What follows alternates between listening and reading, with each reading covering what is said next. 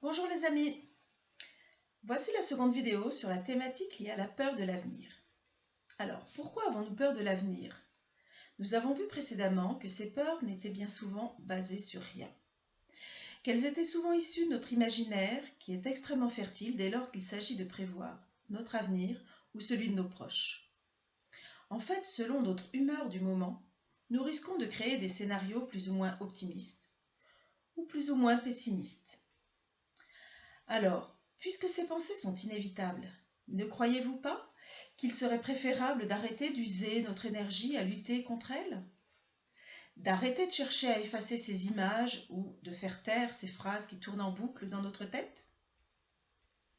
Ne serait-il pas plutôt préférable de chercher à comprendre pourquoi notre cerveau nous envoie ces idées noires?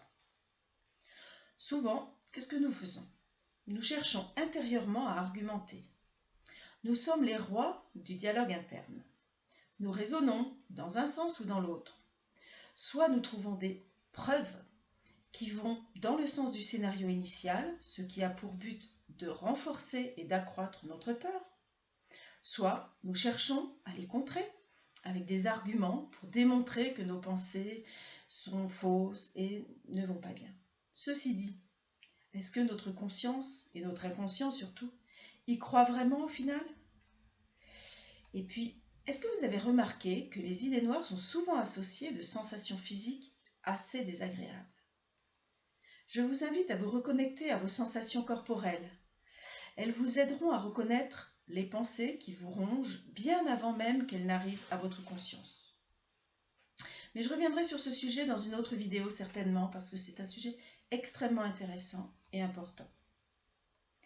Alors, en imaginant qu'on arrive à étouffer nos peurs d'anticipation, les sensations physiques, elles ne disparaîtront pas. Les maux de dos, les maux de ventre, les maux de gorge, les crampes, les picotements et bien d'autres symptômes. Votre corps s'exprime et vous rappelle que la peur est toujours présente. Je vous propose d'essayer donc une autre voie, une autre piste. La prochaine fois que vous serez en face de votre imaginaire catastrophe, prenez le temps de vous poser devant une feuille de papier et d'écrire votre scénario avec le plus de détails possible. N'omettez rien. Écrivez toutes les idées noires qui vous passent par la tête. Toutes. N'hésitez pas, cette feuille vous appartient, personne d'autre ne la lira. Lorsque vous aurez déversé tout cela sur le papier, tournez la feuille et posez-vous les questions suivantes. Tout d'abord, de quoi ai-je peur finalement? De perdre mon enfant, de ne plus être aimé, de me retrouver seule, qu'on me critique, de perdre ma dignité, de tomber malade, de mourir peut-être. Je ne sais pas. Vous pouvez y répondre. Bien sûr, il peut y avoir plusieurs réponses. Faites attention simplement, certaines réponses peuvent être imbriquées les unes dans les autres et certaines peurs que vous allez trouver de prime abord peuvent masquer une autre peur plus profonde.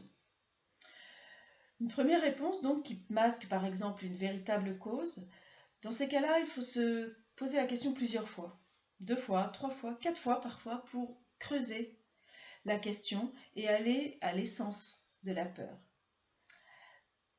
Donc une fois que vous aurez creusé et pour abaisser les barrières que votre mental met et que vous aurez accédé à la peur initiale, la véritable ou les véritables peurs, à ce moment-là, vous pourrez vous poser la question suivante. Aujourd'hui, cette peur est-elle fondée? Ai-je de vraies raisons objectives d'avoir peur, d'avoir cette peur-là? Ai-je perdu mon enfant? Ou ai-je de véritables raisons de penser qu'il va me tourner le dos? Ou que je vais le perdre pour un accident ou je ne sais quoi? Non. Mais alors, le mieux c'est d'agir au présent.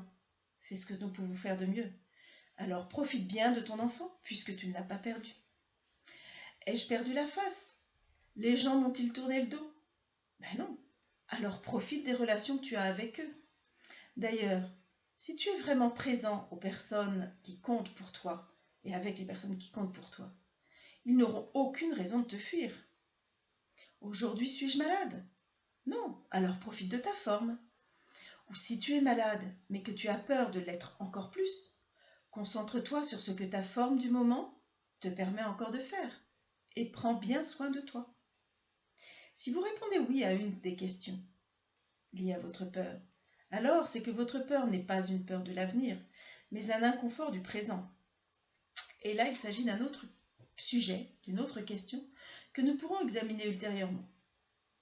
Quoi qu'il en soit, retenez bien une chose. Il n'est possible d'agir que sur le présent. Le futur se construira sur les bases que vous fabriquerez et que nous fabriquerons, donc puisque c'est vrai également pour moi, aujourd'hui. Vous êtes le produit de toutes vos actions passées et présentes. L'avenir est une page à écrire dès aujourd'hui. À bientôt.